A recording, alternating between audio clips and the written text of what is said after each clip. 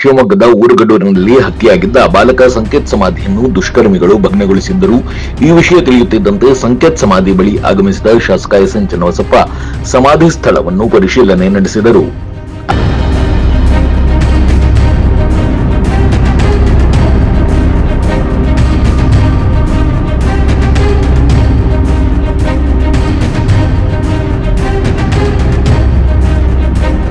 ಅನಂತರ ಮಾಧ್ಯಮಗಳಿಗೆ ಮಾತನಾಡಿದ ಅವರು ಸಂಕೇತ್ ಸಮಾಧಿ ಭಗ್ನಗೊಳಿಸಿದ ಘಟನೆಯನ್ನು ಖಂಡಿಸಿದರು.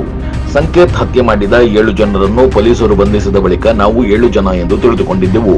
ಆದರೆ ಹತ್ಯೆಗೆ ಸಂಬಂಧಿಸಿದವರು ಇನ್ನೂ ಇದ್ದಾರೆ ಎಂದು ಸಮಾಧಿ ಒಡೆದು ಹಾಕಿರುವುದನ್ನು ನೋಡಿದರೆ ಗೊತ್ತಾಗುತ್ತದೆ. ಪೊಲೀಸರು ಈ ಪ್ರಕರಣವನ್ನು ಬಹಳ ಗಂಭೀರವಾಗಿ ತೆಗೆದುಕೊಂಡು ತನಿಖೆ ನಡೆಸಬೇಕು. ಮನೆ ಮನೆಗೆ ತೆರಳಿ ಕೆದಕಿದರೆ ಸತ್ಯ ಹೊರಗೆ ಬರುತ್ತದೆ. ಸಾಧ್ಯವಾದಲ್ಲಿ ಎನ್ಐಎ ತಂಡವನ್ನು ಸೇರಿಸಿಕೊಂಡು ತನಿಖೆ ನಡೆಸಬೇಕು. ಹತ್ಯೆ ನಡೆಸಿದ ನಂತರವೂ ಸಮಾಧಿ ಒಡೆಯುತ್ತಾರೆ ಎಂದರೆ ಮುಸಲ್ಮಾನ್ ಸಮಾಜ ಇದಕ್ಕೆ ಏನು ಹೇಳುತ್ತದೆ ಎಂದರು. ಅವತ್ತು ಕ್ಯಾಂಡಲ್ ಲೈಟ್ ಹಿಡಿದು ಶ್ರದ್ಧಾಂಜಲಿ ಸಲ್ಲಿಸಿದ ಮುಸಲ್ಮಾನರು ಈಗ ಏನು ಹೇಳುತ್ತಾರೆ? ಈ ಘಟನೆಯ ಸಂಪೂರ್ಣ ಹೊಣೆ ಮುಸಲ್ಮಾನ್ ಸಮಾಜವೇ ಹೊರಬೇಕು. ಒಳಗೊಂದು ಹೊರಗೊಂದು ಭಾವನೆಯನ್ನು ಹಿಂದೂ ಸಮಾಜ ಒಪ್ಪುವುದಿಲ್ಲ ಎಂದು ಶಾಸಕ ಎಸ್ಎನ್ ಚನ್ನಬಸಪ್ಪ ಆಕ್ರೋಶ ಹೊರಹಾಕಿದರು. ಒಂದು ಸಣ್ಣ ಬ್ರೇಕ್ ನಂತರ ಚನ್ನಬಸಪ್ಪ ಏನು ಹೇಳಿದ್ರು ಕೇಳೋಣ ಬನ್ನಿ.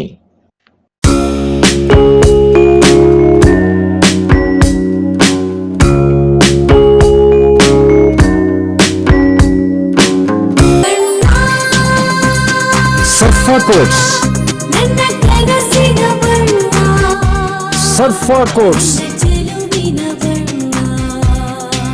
ಸರ್ಫಾ ಕೋಟ್ಸ್ ರವರ ಸುದೀರ್ಘ ಬಾಳಿಕೆಯ ಸುಂದರವೂ ಆದ ಜಲಾಧಾರಿತ ಪರಿಸರ ಸ್ನೇಹಿ ಪೇಂಟ್ಗಳನ್ನೇ ಬಳಸಿ. Sarfa luxury emulsion paint, odourless, low VOC, good for health, good for earth. Sarfa quotes.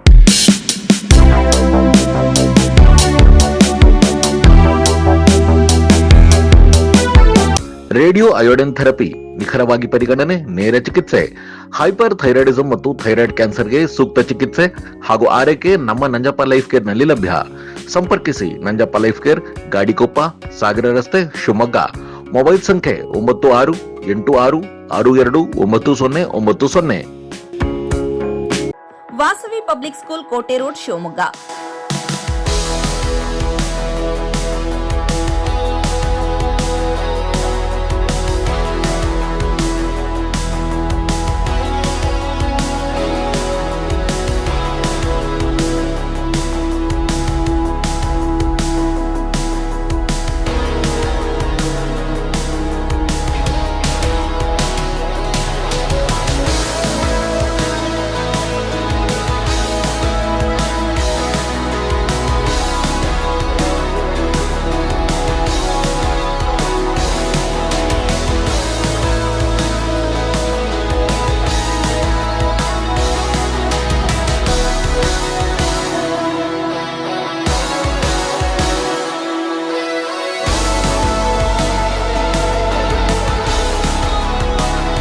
Bringing excellence to student. Admission open 2026-27. Nursery to 10th standard.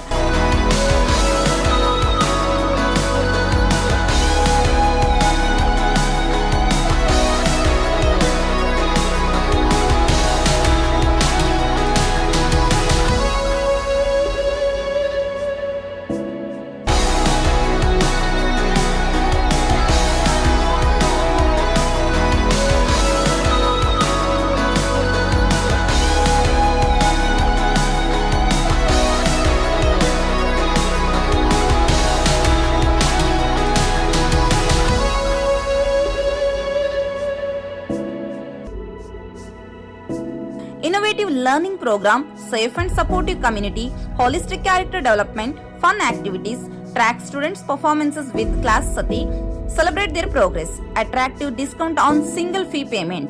For admission, contact 97421 51421, 9900862246, 9964586181. 23/2 February 23ನೇ ತಾರೀಕು ಊರುಗಳಲ್ಲಿ ಒಂದು ಘಟನೆ ನಡೆದಿತ್ತು. ಮುಸಲ್ಮಾನ್ ಯುವಕರು 7 ಜನ ಸಂಕೇತನೆಲ್ಲ ಕೊಲೆ ಮಾಡಿದ್ರು. ಅದು ಯುವಕರು ಅಂತ ನಾವು ಅನ್ಕೊಂಡಿದ್ವಿ, ಅದ್ರ ಅಪ್ರಾಪ್ತರು ಅಂತ ಆಮೇಲೆ ಹೇಳಿದ್ರು. ಅದು ನಡೀತಾ ಇದೆ. ಅಪ್ರಾಪ್ತರು, ಯುವಕರು, ಅದೆಲ್ಲ ತನಿಖೆಯಿಂದ ಹೊರಗಡೆ ಬರಬೇಕು. ಅದು ಇನ್ನೊಂದು ವಿಚಿತ್ರವಾದಂಥ ಸನ್ನಿವೇಶ ಇದೆ. ಇಡೀ ನಾನು ನನ್ನ ಜೀವನದೊಳಗಡೆ ಇದನ್ನು ನೋಡಿರಲಿಲ್ಲ, ಈ ಥರ ಸಂಗತಿಗಳನ್ನ. ಮಾಡಲಾದ್ಮೇಲೆ ಮುಗೀತು ಅಂತ ಅನ್ಕೊಳ್ತಿದ್ವಿ ನಾವು. ಆದ್ರೆ ಸಮಾಧಿನ ಒಡೆದು ಹಾಕುವಂತ ಒಂದು ಮಾನಸಿಕತೆ ಈ ಮುಸಲ್ಮಾನ್ ಸಮಾಜದಲ್ಲಿ ಇದೆ ಅಂತ ಆದ್ರೆ, ಅಥವಾ ಕಿಡಿಗೇಡಿಗಳಲ್ಲಿ ಇದೆ ಅಂತ ಆದ್ರೆ, ಹಾಗಾದ್ರೆ ಎಲ್ಲಿಗೆ ಹೋಗ್ತಾ ಇದೀವಿ ನಾವು ಯೋಚನೆ ಮಾಡುವಂತ ಬಹಳ ಅಗತ್ಯ ಇದೆ ಅಂತ ಅನಿಸ್ಲಿಕ್ಕೆ ಪ್ರಾರಂಭ ಆಗಿದೆ ನನಗೆ. ಈ ಕೃತ್ಯ ನಡೆದಿದೆ ಇವತ್ತು, ಎಲ್ಲರೂ ಯೋಚನೆ ಮಾಡಬೇಕಾಗಿರುವಂತ ಸಂಗತಿ ಇದು. ಸರ್ಕಾರ ಮಾತ್ರ ಅಷ್ಟೇ ಅಲ್ಲ, ಮುಸಲ್ಮಾನ್ ಸಮಾಜ ಇದಕ್ಕೆ ಉತ್ತರ ಕೊಡಬೇಕಾಗತ್ತೆ ಇವತ್ತು. ಹಾಗಾದ್ರೆ ಯಾರು ಹೊಡಿತಾರೆ? ಯಾಕೆ ಹೊಡಿತಾರೆ? ಈಗಲೂ ಎಲ್ಲ ನಿಷಾದಲ್ಲಿ ಬಂದು ಹೊಡೆದಿದ್ದಾರೆ ಅಂತ ಅನ್ಕೋಬೇಕಲ್ಲ ನಾವು. ಯಾರು ನಿಷಾದಲ್ಲಿ ಬಂದು ಅವನನ್ನು ಕೊಲೆ ಮಾಡಿದ್ರು ಅವರೆಲ್ಲ ಜೈಲಲ್ಲಿದ್ದಾರೆ.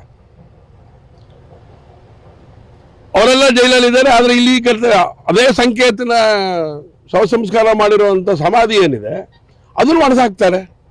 ಹಾಗಾದ್ರೆ ಏನಿದು? ಯುವಕರ ಮನಸ್ಸಲ್ಲಿ, ಆ ರೀತಿಯ ಬಾಲಕರ ಮನಸ್ಸಲ್ಲಿ ಏನ್ ಬಿತ್ತಿದೆ ಮುಸಲ್ಮಾನ್ ಸಮಾಜ? ಹಾಗಾದ್ರೆ ನಾವು ಮುಸಲ್ಮಾನ್ ಸಮಾಜ ಅಂತ ತಕ್ಷಣ ನಿಮಗೆಲ್ಲ ಸಿಕ್ಕಾಪಟ್ಟೆ ಸಿಟ್ಟು ಬಂದ್ಬಿಡುತ್ತೆ. ಯಾರೋ ಮಾಡಿದ್ದಕ್ಕೆ ನಮ್ಮ ಸಮಾಜಕ್ಕೆ. ಹೌದು, ನೀವು ಉತ್ತರ ಕೊಡ್ಬೇಕಲ್ಲ ಇವತ್ತು. ನೀವು ಉತ್ತರ ಕೊಡೋದು ಯಾರು ಕೊಡ್ಬೇಕು? ಅವತ್ತು ಕ್ಯಾಂಡಲ್ ಮೆರವಣಿಗೆ ಮಾಡಿದ್ರಿ ನೀವೆಲ್ಲ ಸೇರ್ಕೊಂಡು. ನಿಮ್ಮ ಬಗ್ಗೆ ಗೌರವ ಇತ್ತು, ನಮಗೆ ಮಾಡ್ತಾ ಇದ್ದೀರಿ ಅಂತ ಅನ್ಸಿತ್ತು. ಕೊಲೆ ಮಾಡುತ್ತೆ. ಕೊಲೆ ಮಾಡಿಸೋದು ಯಾರು ಅಂತ ಗೊತ್ತಾಗಲ್ಲ, ಆದ್ರೆ ಕೊಲೆ ಮಾಡಿದ್ರೆ ಸಿಕ್ಕಾಕೊಳ್ತಾರೆ. ಶ್ರದ್ಧಾಂಜಲಿ ಸಮರ್ಪಣೆ ಮಾಡಿ ಮೆರವಣಿಗೆ ಮಾಡ್ತೀರಾ, ಅದಾದ್ಮೇಲೆ ಸಮಾಧಿ ಹೊಡೆದು ಹಾಕ್ತಾರೆ. ಇಲ್ಲಿ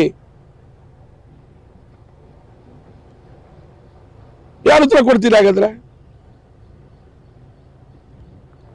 ಅದಕ್ಕೆ ಹೇಳಿದೆ, ಇದಕ್ಕೆ ನೇರ ತಾವೇ ಸಮಾಜನೇ ಹೊಣೆಗಾರಿಕೆಯನ್ನು ಹೊರಬೇಕಾಗತ್ತೆ ಇವತ್ತು ಮುಸಲ್ಮಾನ್ ಸಮಾಜ.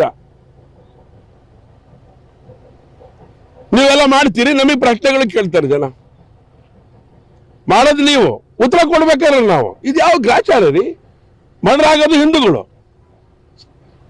ಸಮಾಧಿ ಹೊಡೆಯೋದು ಯಾರು ಮರ್ಡರಾಗಿರ್ತಾರೆ ಹಿಂದೂ ಸಮಾಧಿಯನ್ನು ಹೊಡೆದಾಕ್ತಿಲ್ಲ. ಹೌದು, ಊರು ತುಂಬ ನಾವು ಉತ್ತರ ಕೊಡ್ಕೊಂತ ಹೋಗ್ಬೇಕು. ಇದ್ರ ಹೆಣ್ಣು ಮಾಡಬೇಕು ಮುಸಲ್ಮಾನ್ ಸಮಾಜನೇ, ಇದಕ್ಕೆ ನೇರ ಹೊಣೆ ಅಂತ ನಾನು ಇವತ್ತು ಹೇಳ್ತಾ ಇದ್ದೇನೆ. ಇದನ್ನ ಹೆಣ್ಣು ಮಾಡ್ಬೇಕು ಇವತ್ತು.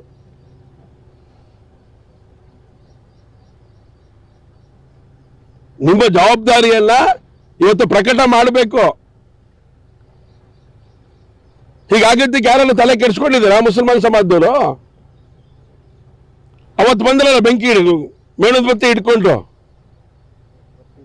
ಇದಕ್ಕೆ ನಂಗೆ ಬೇಸರ ಇರೋದು ನಿಮ್ಮ ಮುಸಲ್ಮಾನ್ ಕೆಲವು ಯುವಕರ ಬಗ್ಗೆ. ಒಂದೆಲ್ಲ ಕ್ಯಾಂಡ್ಲು ಮೌನಾಚರಣೆ ಮಾಡಿದ್ರಿ. ಹೀಗಾಗಿದೆ ಅಂತ ಹೇಳಿ ಬರ್ಬೇಕಲ್ಲ ನೀವು. ನೋಡಿದಿರಾ? ಮನಸ್ಸಲ್ಲಿ ಒಂದು, ಹೊರಗಡೆ ಒಂದು ಭಾವನೆ ಪ್ರಕಟೀಕರಣ ಇದೆಯಲ್ಲ, ಇದು ಸಹಿಸಲ್ಲ ಹಿಂದೂ ಸಮಾಜ ಅನ್ನೋಂಥ ಎಚ್ಚರಿಕೆಯನ್ನ ಇನ್ಮೇಲಾದ್ರೂ ನಾವು ಬೇರೆ ಯೋಚನೆ ಮಾಡಬೇಕಾಗತ್ತೆ. ಬಹಳ ನೋವಾಗತ್ರಿ. ನೋಡಿ ಇಲ್ಲಿ ಅವ್ರ ಚಿಕ್ಕಪ್ಪ, ಅವ್ರ ತಂದೆ, ಅವ್ರ ಅಜ್ಜ, ಅವ್ರ ತಂದೆ ಇದ್ದಾರೆ ಇಲ್ಲಿ. ಆ ಕುಟುಂಬದವರು ನೆಮ್ಮದಿಯಾಗಿ ಮಗನ್ ಕಳ್ಕೊಂಡ್ಮೇಲೆ ನೆಮ್ಮದಿಯಾಗಿರಕ್ಕಾಗೋದಿಲ್ಲ ಅವರು. ಹಾಗಾದ್ರೆ ಏನ್ ನಡೀತಿದ್ದೀರಿ? ಏನ್ ನಡೆಸ್ತಾ ಇದ್ದೀರಿ ನೀವು ಹಾಗಾದ್ರೆ? ಇದಕ್ಕೆ ಇವತ್ತು ಈ ಜಾಗಕ್ಕೆ ಬಂದಿರೋದು ನಾವು. 3 ದಿನ ಆಗಿದೆ, 4 ದಿನ, 3 ದಿನ ಆಗಿದೆ. ಯಾರು ಮಾಡಿದಾರಂತೆ ಬಂಧನ ಮಾಡಲ್ಲ ನಾವು. ಜೈಲಲ್ಲಿರೋರು ಜೈಲಲ್ಲಿದ್ದಾರೆ, ಕೊಲೆ ಮಾಡಿದವರು. ಕೊಲೆ ಮಾಡ್ಲಿಕ್ಕೆ ಯಾರಿಗೆ ಅವಕಾಶ ಆಗಿರ್ಲಿಲ್ಲ. ಅವ್ರು ಹಾಗಾದ್ರೆ ಈ ಸಮಾಜ ನೋಡಿದ್ರು. ಅವ್ರು ಯಾರು? ಕೊಲೆ ಮಾಡಲ್ಲ ನಾನು ಟೈಮಲ್ಲಿ ಇರ್ಲಿಲ್ಲ ಮಾರ, ಅದಕ್ಕೋಸ್ಕರ ಬೇಜಾರಾಗಿದೆ ಅಂತೇಳಿ ಅವನಾರು ಬಂದು ಮತ್ತೆ ಹೊಡೆದಾಕಿದ್ದಾನೆ ಸಮಾಧಿ. ಹುದುಗಿರ ತೆಗಿಯಕ್ಕೆ ಹೋಗಿದ್ದಾನ ಅವನು. ಎಚ್ಚೆತ್ಕೋಬೇಕು. ರಕ್ಷಣಾ ವ್ಯವಸ್ಥೆ ಗೌರವ ಇಟ್ಕೊಂಡು ಕೆಲಸ ಮಾಡ್ತಿರೋರು ನಾವೆಲ್ಲ. ಇದನ್ನು ಹಗುರವಾಗಿ ತಗೊಂಡ್ರೆ ರಕ್ಷಣಾ ಇಲಾಖೆ ಬಗ್ಗೆ ಇರುವಂತ ಗೌರವನು ಕೂಡ ನುಚ್ಚುನೂರಾಗತ್ತೆ. ಇವತ್ತು ಯುವಕರಿದ್ದೀರಿ, ಇಲ್ಲಿರೋರೆಲ್ಲ ಯುವಕರಿದ್ರು. ಮತ್ತೆ ಎಷ್ಟೆಷ್ಟು ವರ್ಷದಿಂದ ಕೆಲಸ ಮಾಡಿದ್ರಿ, ಯಾರು ಏನು, ಪ್ರತಿ ಮನೆ, ಪ್ರತಿ ವ್ಯಕ್ತಿ, ಪ್ರತಿ ಇಂಚ್ ಗೊತ್ತಿರೋ ನೀವೆಲ್ಲ. ಗಂಭೀರವಾಗಿ ತಗೊಳ್ಬೇಕು. ಈ ಹಿಂದೂ ಸಮಾಜದಲ್ಲಿ ಸಹಿಸೋದಿಲ್ಲ ಅಂತ ಮಾತನ್ನ ಈ ಸಂದರ್ಭ ಹೇಳ್ತೇನೆ. ಆ ಕುಟುಂಬಕ್ಕೆ ನಾವು ಧೈರ್ಯ ಕೊಡ್ತೀವಿ, ನಿಮ್ ಜೊತೆ ನಾವು ಇದೀವಪ್ಪ. ಇವತ್ತು ಸಮಾಧಿ ಹೊಡೆದಿದ್ದಲ್ರಿ, ಅವ್ರ ಮನೇಲಿ ಒಬ್ಳು ಹೆಣ್ಮಗಳಿದ್ದಾಳೆ, ಅವರ ಅಕ್ಕ, ಅವ್ರ ತಂದೆ ಇದ್ದಾರೆ, ತಾಯಿ ಇದ್ದಾರೆ, ಅವ್ರ ಬಗ್ಗೆ ರಕ್ಷಣೆ ಕೊಡಲ್ಲ. ಹಾಗಾದ್ರೆ ಸಮಾಧಿಯಲ್ಲಿ ಹೊಡೆಯುವಂತ ಮಾನಸಿಕತೆ ಇರೋರು ತಂದೆ ತಾಯಿಗೆ ಬಿಡ್ತಾರೆ ಅವರು. ಈ ಪ್ರಶ್ನೆ ಕೇಳಿದ್ರೆ ನಿಮಗೆ ಏನ್ ಸರ್ ಹಿಂಗೆಲ್ಲ ಮಾತಾಡ್ತೀರಿ ಅಂತ ಅಂತೀರಿ ನೀವು. ಹೆಂಗ್ ನಂಬಿಕೆ ಇಟ್ಕೋಬೇಕು ಹೇಳಿ ಅವ್ರ ಬಗ್ಗೆ? ಮುಸಲ್ಮಾನ್ ದುಷ್ಟ ಸಮಾಜ ಏನಿದೆ, ದುಷ್ಟರು ಯಾರಿದ್ದಾರೆ, ಆ ಸಮಾಜದವರು ಅವ್ರನ್ನ ಪತ್ತೆ ಮಾಡಬೇಕು, ಅವ್ರನ್ನ ನೀವು ಮಟ್ಟ ಹಾಕಬೇಕು. ಹಗುರವಾಗಿ ತಗೋಬೇಡಿ ಇದೆಲ್ಲ ಮುಸಲ್ಮಾನ್ ಸಮಾಜ.